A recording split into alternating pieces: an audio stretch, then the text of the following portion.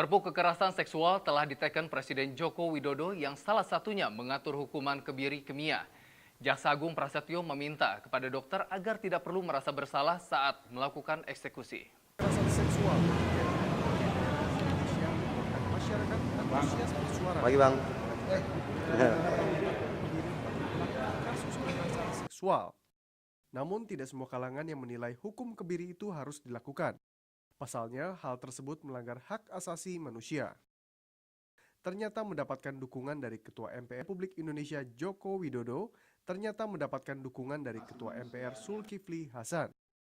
Zulkifli menegaskan jika dirinya sangat mendukung dengan apa yang sudah dilakukan pemerintah dengan membuat Perpu Kebiri.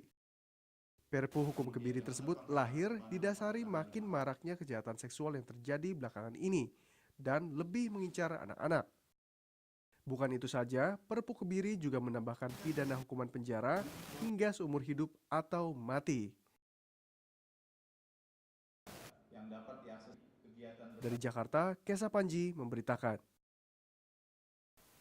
Pemirsa, desakan masyarakat sipil kepada pemerintah dan DPR untuk segera mengesahkan rancangan undang-undang penghapusan kekerasan seksual dan perda minuman keras ternyata direspon positif oleh Ketua MPR RI Zulkifli Hasan. Desakan masyarakat agar pemerintah maupun DPR RI segera mengesahkan rancangan undang-undang penghapusan kekerasan seksual dan perda minuman keras. Meminum minuman keras hampir seluruh kasus pemerkosaan yang terjadi di Indonesia akibat para pelakunya meminum minuman keras terlebih dahulu. Zulkifli pun mengutuk keras berbagai kasus pemerkosaan dan pembunuhan yang beberapa bulan terakhir ini terjadi di Indonesia. Bagi Ketua Umum Partai Amanat tersebut, kasus pemerkosaan dan pembunuhan ini merupakan tindakan biadab dan tidak berkeprimanusiaan. Untuk itu, anak-anak kami di luar tidak ada salahnya. Kami ingin sekali agar mereka bisa menjalani kehidupan mereka. Mantan Menteri Kehutanan di era SBY itu pun menambahkan, jika peredaran miras di DKI Jakarta dan daerah lain di Indonesia harus lebih diperketat.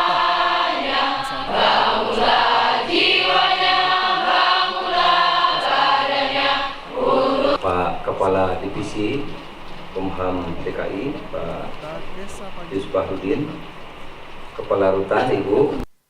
Pemirsa, Badan Narkotika Nasional atau BNN kembali memusnahkan barang bukti narkoba dalam jumlah besar. Barang bukti tersebut didapatkan dari 5 kasus yang melibatkan 15 orang tersangka dengan modus operandi berbeda, guna mengecoh dan menghindari penangkapan petugas. 2 kg sabuk kristal, 290 ml sabu cair, dan lebih dari 1.900 butir pil ekstasi dan 30 ml aseton berhasil dimusnahkan BNN bersama Rumah Sakit Pusat Angkatan Darat Gatot Subroto, Jakarta. Tersangka yang diungkap di berbagai 5 kasus penyelundupan yang melibatkan 15 orang tersangka yang diungkap di berbagai lokasi kejadian. Modus operandi pelaku selalu berubah-ubah guna mengecoh dan menghindari penangkapan aparat keamanan. Pemusnahan barang bukti narkoba ini merupakan yang ke-6 kalinya di tahun 2016. Dalam setiap pemusnahan, BNN kerap melakukan uji sampel di hadapan media. Tujuan transparansi BNN ini tak lain agar tidak adanya penghilangan barang bukti yang dapat disalahgunakan. Sehingga barang bukti tersebut masuk dalam unit insenerator untuk dimusnahkan.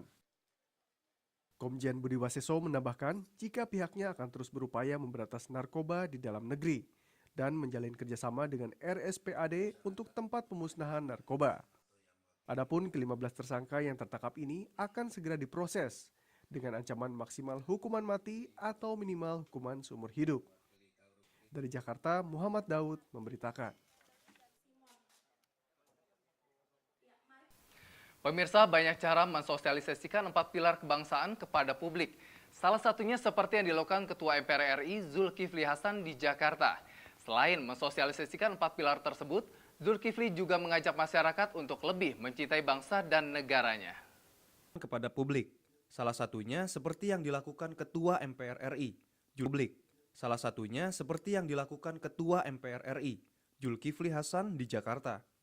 Selain mensosialisasikan 4 pilar tersebut, Zulkifli juga mengajak masyarakat untuk lebih mencintai bangsa dan negaranya. Kunjungan Ketua MPR RI Zulkifli Hasan ke rumah tahanan wanita Pondok Bambu di Jakarta Timur tak lain untuk mensosialisasikan 4 pilar kebangsaan.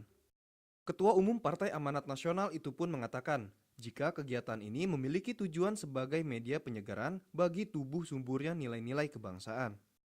Dalam kesempatan ini, Zulkifli kembali mengingatkan agar pentingnya kesatuan bangsa melalui 4 pilar kebangsaan.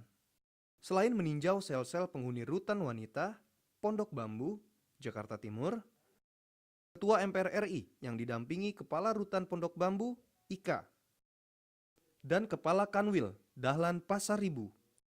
Politisi Partai Amanat Nasional tersebut juga melakukan dialog dengan para penghuni rutan wanita. Dari Jakarta, Kesa Panji memberitakan. Pemirsa, sebuah minibus semalam tertabrak kereta api Bangunkarta jurusan Jakarta-Surabaya. Beruntung, tidak ada korban jiwa dalam kejadian tersebut. Namun, 2 penumpang dan supir mengalami luka ringan dan minibus tersebut mengalami rusak parah. Sebuah minibus semalam tertabrak kereta api Bangunkarta, jurusan Jakarta-Surabaya. Beruntung tidak ada korban jiwa dalam kejadian tersebut. Ringan dan minibus tersebut mengalami luka ringan dan minibus tersebut mengalami rusak parah.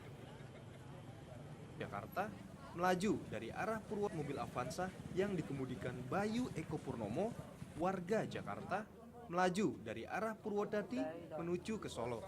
Kereta api tanpa palang pintu tepatnya di Kampung Ngebok, Gemolong, Sragen, Jawa Tengah. Eko yang bermaksud menyeberang di perlintasan kereta api tanpa palang pintu tersebut ditabrak kereta.